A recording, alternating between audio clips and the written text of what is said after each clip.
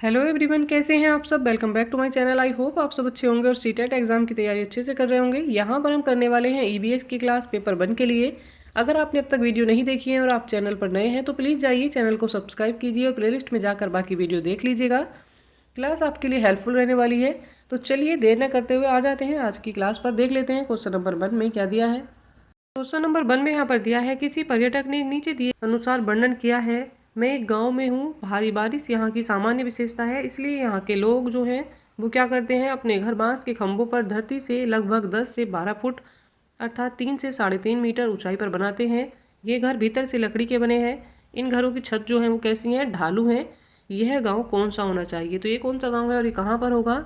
यहाँ पर right answer option number C हो जाएगा, असम। इस तरह के घर जो हैं ये असम में पाए जाते हैं। इस तरह की घरों की विशेषताएं कहाँ है, असम में है।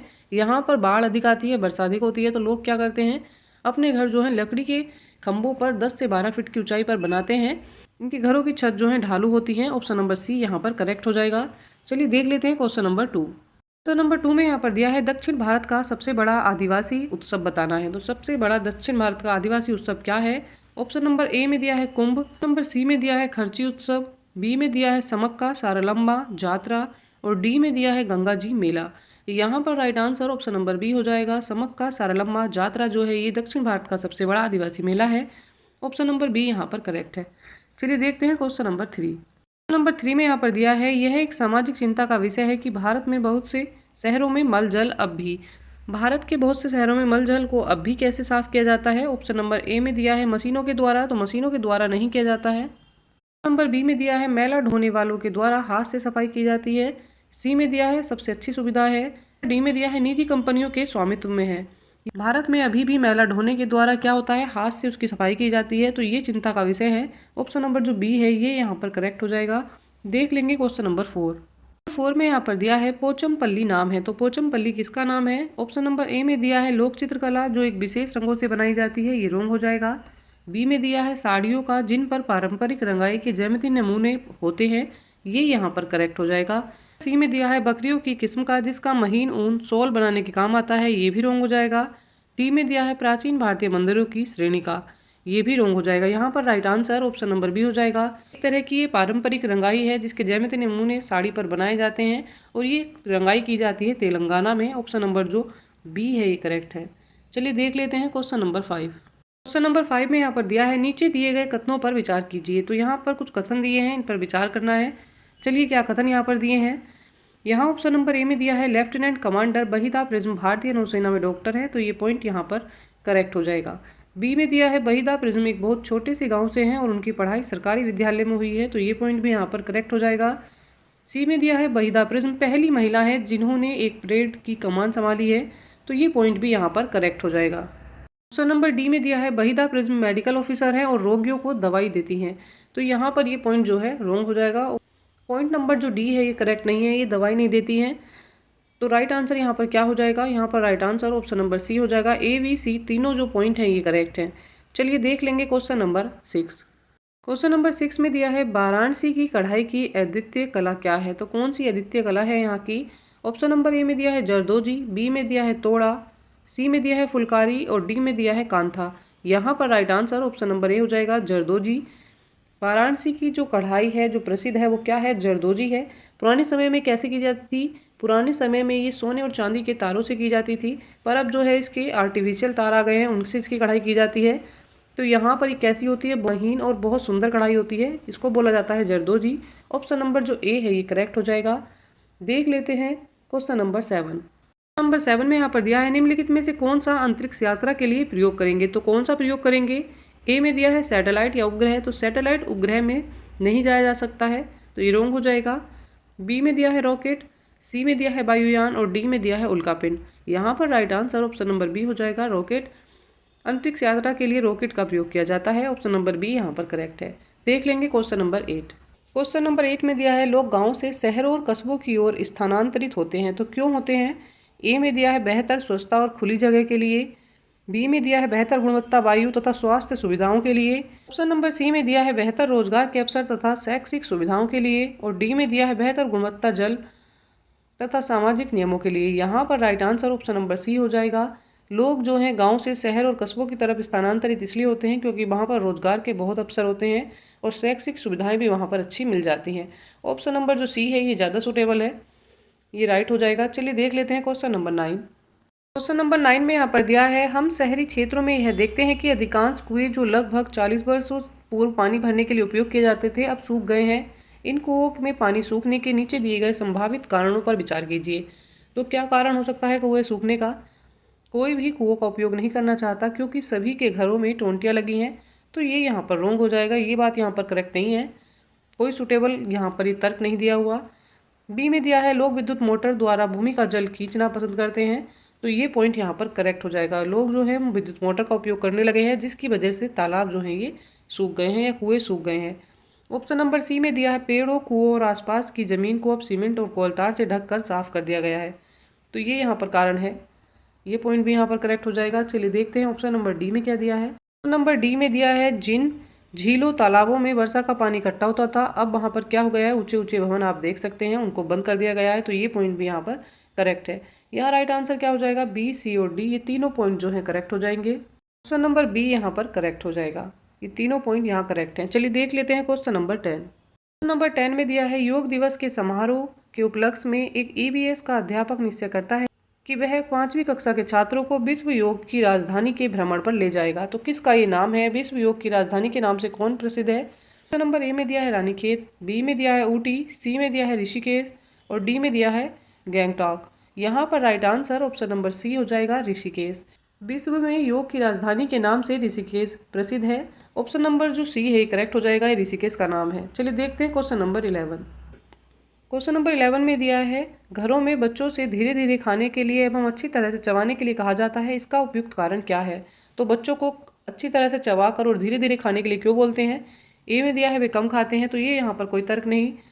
बी में दिया है उनके दांत सुरक्षित रहते हैं, सी में दिया है वे खाते समय पानी नहीं पीते, या डी में उनके भोजन का पाचन सही ढंग से होता है। यहाँ पर राइट आंसर और suitable answer option number D हो जाएगा, उनके जो भोजन है उसका पाचन जो है वो सही ढंग से हो जाता है, बच्चे धीरे धीरे अगर चबा कर खाते हैं तो।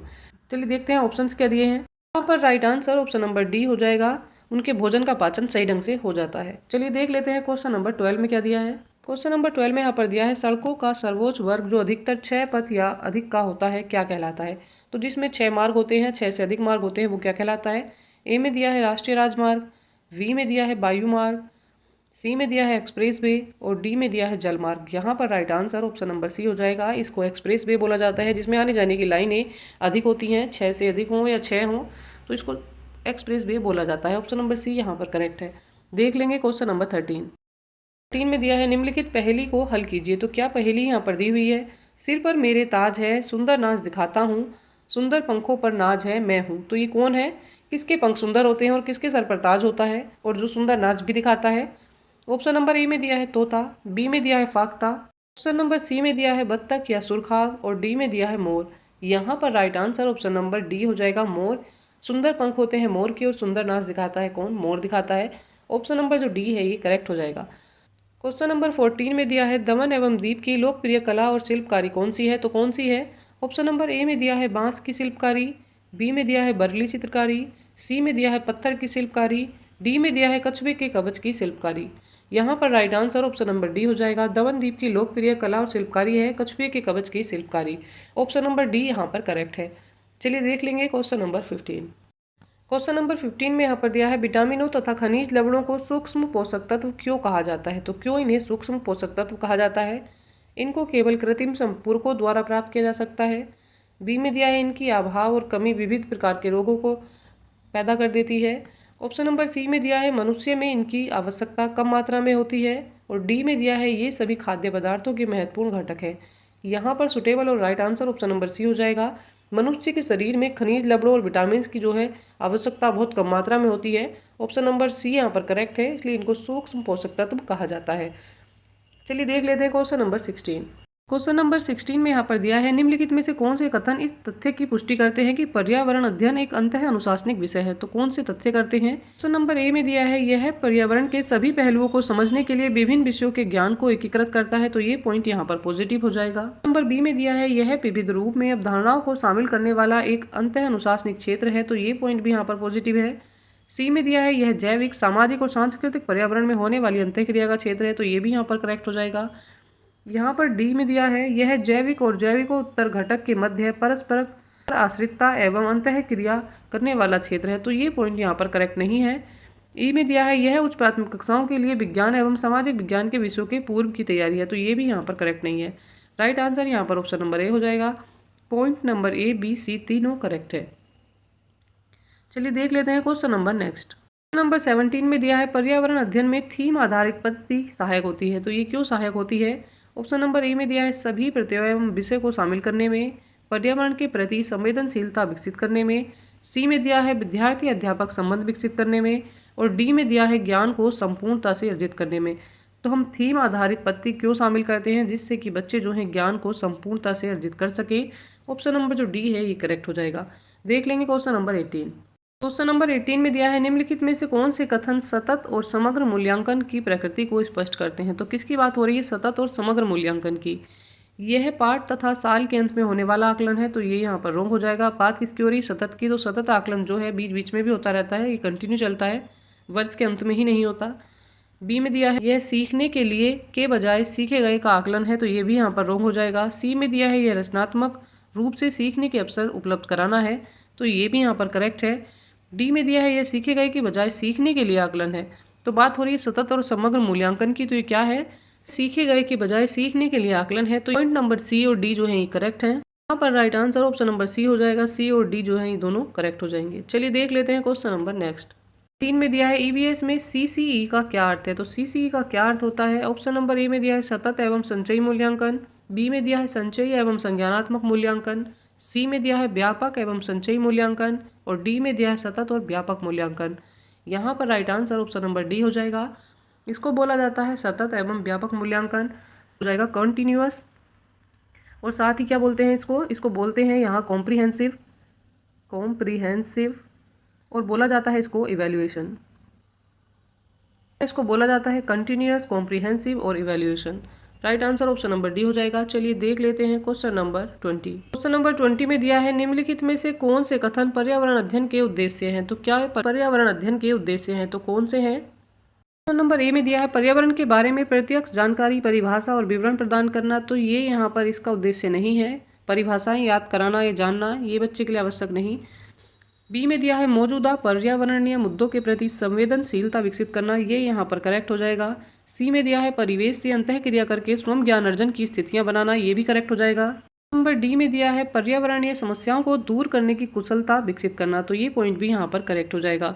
तो यहाँ पर right answer option number C हो जाएगा। बी, सी, डी जो है ऑप्शन नंबर सी यहाँ पर करेक्ट हो जाएगा। बी, सी और डी तीनों पॉइंट जो है ये करेक्ट हैं।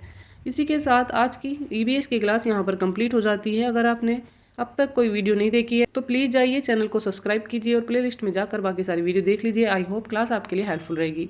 अच्छी तैयारी के लिए साथ में बने रहिएगा।